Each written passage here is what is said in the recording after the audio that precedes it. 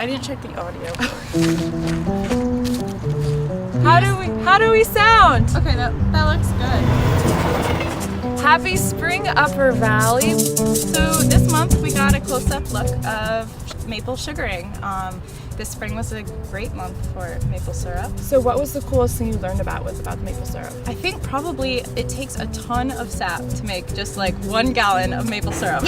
So was this a good season? Did it yield a lot? It was a good season. It was a late season, but it was a really good season. And it's prom season, right, Sophie? It's prom season! Upper Valley Cinderella Project, they pull in a bunch of dresses from all over the Upper Valley. People donate, and Upper Valley prom goers get to go select these really amazing gowns. I asked her if there were any trends this year that she noticed. She said no. No trends? She said last year there was a trend on chiffon. A lot of people like chiffon, but this year, no way. No trends for 2015. No trends for 2015. At least here in the Upper Valley, which I like. I think that's pretty cool. That is probably. Yeah. So stay tuned. Some awesome stuff coming your way. Catch you later. In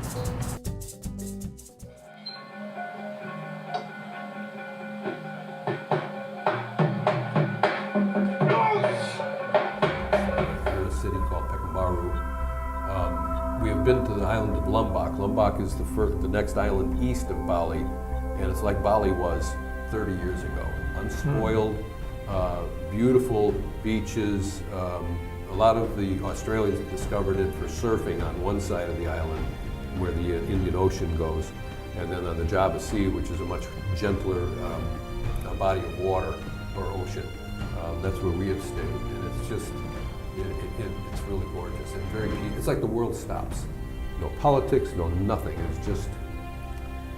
Well, I think that's what people would like, but of course, when you get into various larger areas where there's a lot of trade and commerce and globalization, you get away from the basic life and you get involved in all of these Other things. Well, controversies. even the and Indonesians everything. will vacation on Lombok.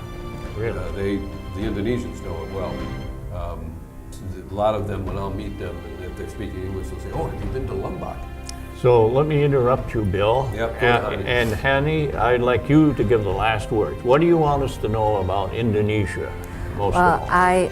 What I want to say is I hope that our discussion today will give a better understanding about Indonesia, and I will suggest that people will visit Indonesia to witness themselves what is in Indonesia.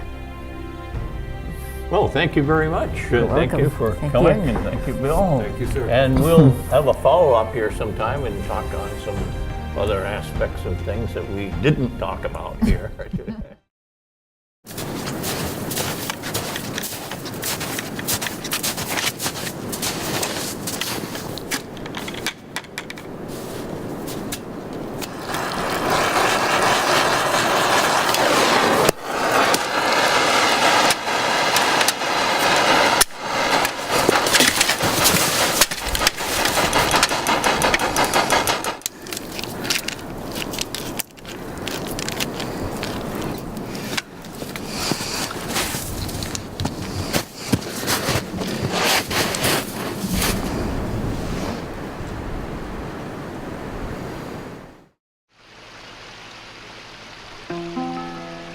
Well, it was in my childhood days. Oh, Lord, the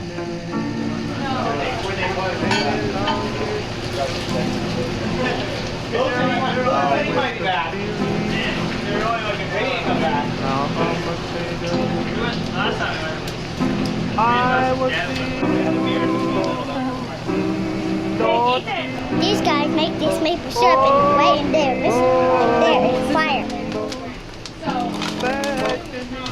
Take this one. Here. Take this one. I take this one. Here, food. It's my dinner, buddy.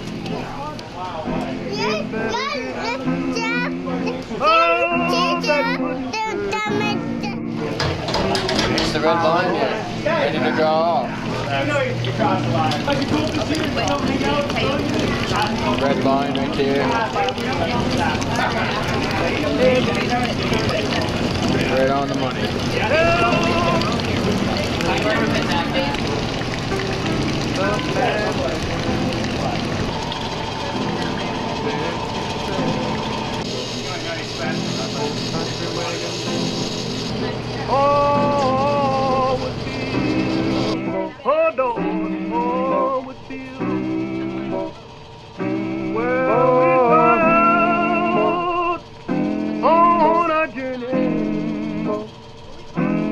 over rock, God knows and real.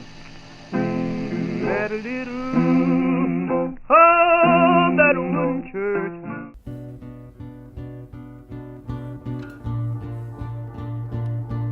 Hi, my name is John Fenley, Community Outreach Coordinator and co-founder of Spark Community Center. Have you heard of Spark? Do you have a Spark that you want to share with your community? We're located on Bank Street at the former Lebanon Junior High, and we offer amazing opportunities for people of all abilities to come and experience a full sense of community, with classes like arts and crafts, science, theater and arts, and so much more offered free daily. There's so much fun that you're missing out on if you haven't been. And on top of that, we have amazing opportunities on Friday nights with our Friday Fun Nights. On Friday Fun Nights from 6 to 9, we have dances, bingo, karaoke, guest speakers, and so much more. We invite all of you, including all you families out there, to come and join us because it's a lot of fun. Spark was founded on the fundamental belief that everyone has a spark deep down inside worth sharing with their community. And every day we strive to help people to find that spark and let it shine. Imagine a world where everyone is living up to their full potential. Well, you don't have to imagine it. If you come to Spark, you'll see it in action. So come and join us, and feel free to come and help and volunteer. We're always looking for new volunteers to come and help. For more information, check us out online at www.sparkcommunitycenter.com, and also give us a ring. We'd love to hear from you. Thanks. This is John Fenley signing off.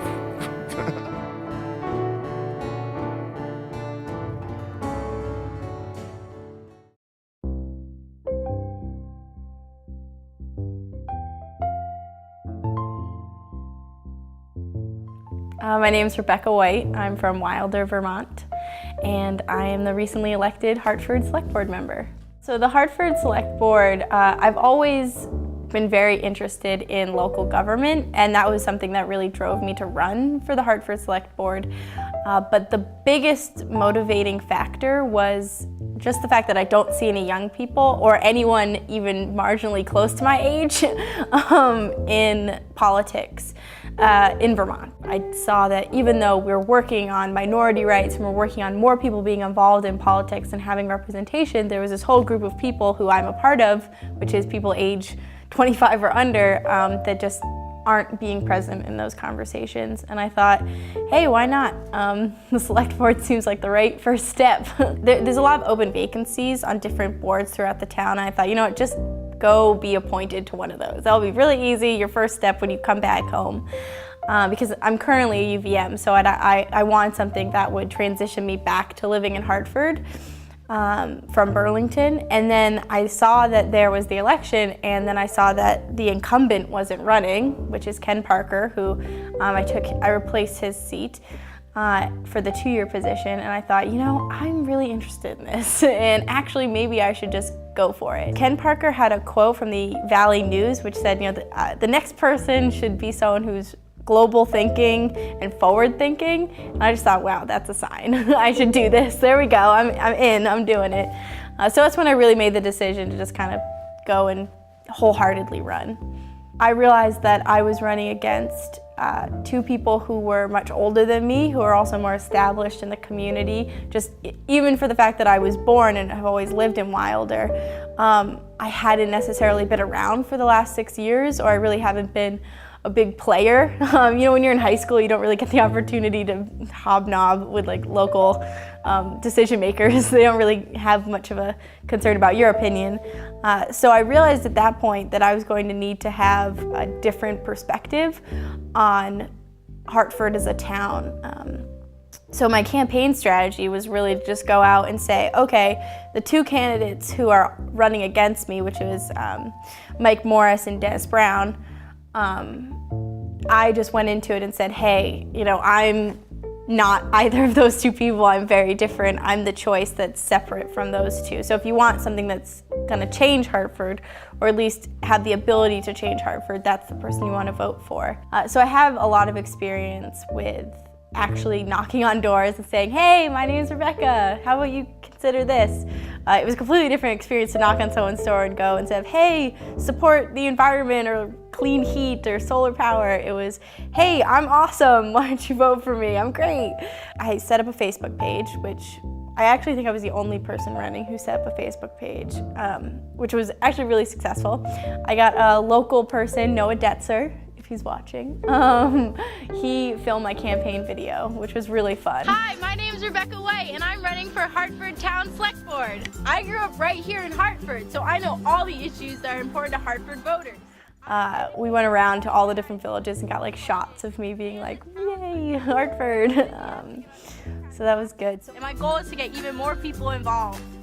So vote for me, Rebecca White, for Hartford Town Select Board. So I tried to do it a little differently than what the classic just put out signs in your yard way that campaigning tends to go. So something a little different, but looking back now, I had thought it was not going to be, I actually didn't think I was going to win after that day because he just had so much overwhelming support from the community. And if you saw his signs, he had a lot of signs. I felt like he beat me in the sign department. So that was mentally and physically difficult.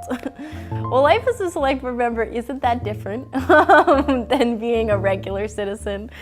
The biggest difference is that every other Tuesday I have the meetings, and then I'm far more, I read the news far more carefully. That's the first biggest thing. And I also just I read the listserv as well. There's a Hartford listserv, you should all be on it. But the biggest changes that I want to make in Hartford are probably three big things. And the first one is something that I campaigned on. In fact, all three I campaigned on, unsurprisingly. The first one is just synchronicity between the school board and the town board. And the way I've really tried to work on that is I'm already the school board liaison to the select board, which means that I attend the meetings for the school board, and really I'm the the communicator between the two boards. And then the second really big thing I wanted to do was just get more awareness to young people being involved in the process, as well as just more people who may not already be involved. You know, it's not just age 25 and under, it's people who might not be long-term residents of Hartford or might be new to the community, that might not have that family background of, oh yeah, we know who the select board members are, we know who the town manager is. It's people who don't have that interaction as consistently as a lot of more long-term members of the community do. So getting them more involved, which has been really challenging. The biggest thing that I'd like to do, I've got 2 years, is to just get as much public awareness to attending the select board meetings, knowing that you can always come to me. The biggest way that I've done that so far is I put my phone number out there. And I said, hey, give me a call if you want to talk about anything. So far, I have gotten very few calls, but that's still an open door if anyone wants to talk about something. And then the last really big thing that I wanted to do is I'm very concerned about climate change and the environment and the impact that it'll have on future generations. And that's something that we as a community, I think, need to take as a priority moving forward. So I'm already the liaison to the Energy Commission, which was just I just took over that position as well. So making sure that Hartford is looking, when we're building infrastructure or when we're considering projects, or even when we're looking at fixing old problems, are we doing it in a sustainable way that really reflects the values of our community? Yeah. Oh, and the budget. Let's not make that expensive. I think that's just an automatic. I'd like to not have a huge increase in taxes.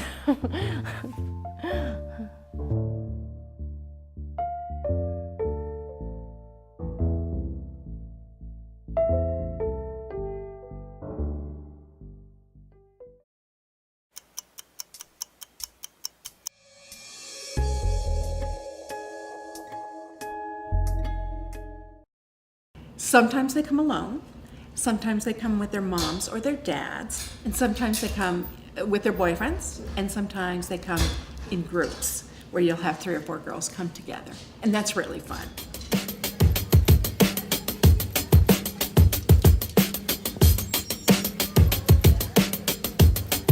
You never know who's going to come through the door, so sometimes it can be really, really busy, and other times it's quiet.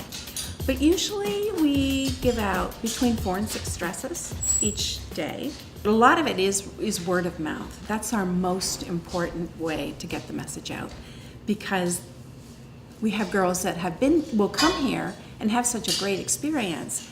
That's what we need them to tell other girls, that we've got great inventory and a pretty high success rate.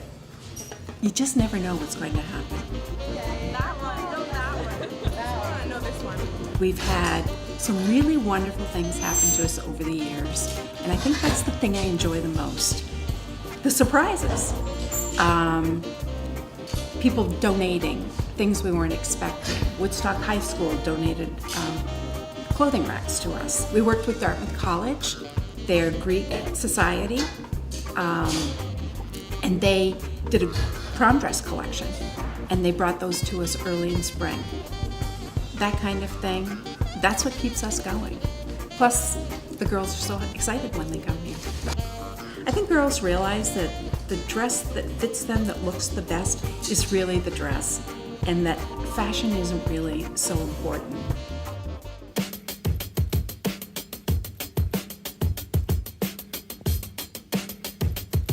I'd like to have probably an inventory of about 600 gowns and attract girls from even further away, because we have communities that are even further away than what we usually serve that really could benefit from the same service.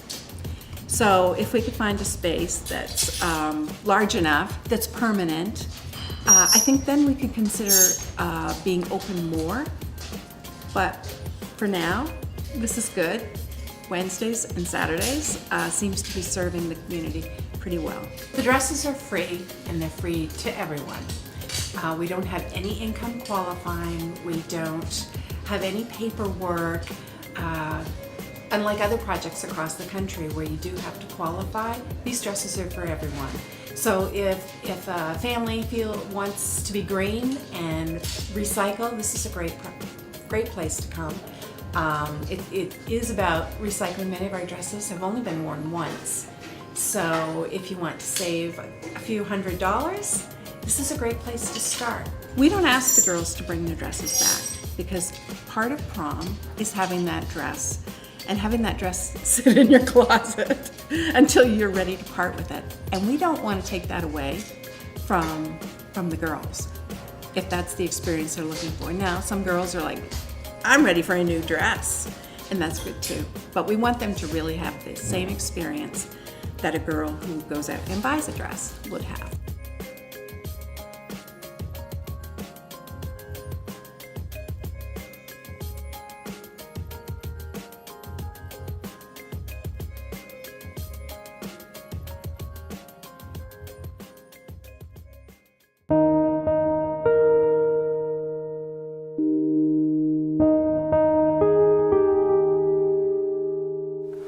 Hi there, I'm Sue Peralt. I work for SafeLine as a legal advocate. I've worked there about 7.5 years. Working there, I found a real concern where so many of the problems start online with kids. There's Facebook, Twitter, Snapchat, there's YouTube, Instagram, all of those that the kids use. One thing we're finding a lot of is cyberbullying on there, and they can harass someone online and use a fake name. So the student might not even know who's harassing him, but if they report it to a teacher, the police, or whatever, the police can investigate it, and they can find out by, the address on there to find out who is bullying them. And there is a cyberbullying law, which is Title 13 and Chapter 19, which goes all through about cyberbullying online and what can be done about that. So you can check that out. Biggest thing, once again, I'm going to say, is keep the lines of communication open. Not to make your kid a friend, but talk with them. Talk with them so they know. Reinforce the safe internet practices. Go over them regularly. You can always put some internet filtering on. What happens if you find out your child is cyberbullied? Make a report to the internet service provider, whoever that is. You can click Make a Report and do that. Contact the school. The schools need to know this is going on. Make a report to the law enforcement, because the law enforcement, police can build a case if it continues and work on that. So it's just a constant talk with your kids, keep them, let them know you're going to be checking. It is your right to go on and check what their emails have been and what they've said and who they're talking to. And if you don't recognize someone on there, ask them. Find out who it is they're talking to.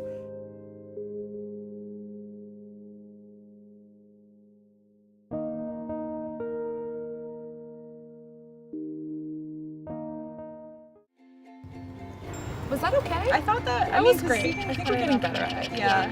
Okay. So thanks so much for tuning in for this month's video magazine, and make sure to come down and see us at the Tip Top Media Building. See ya.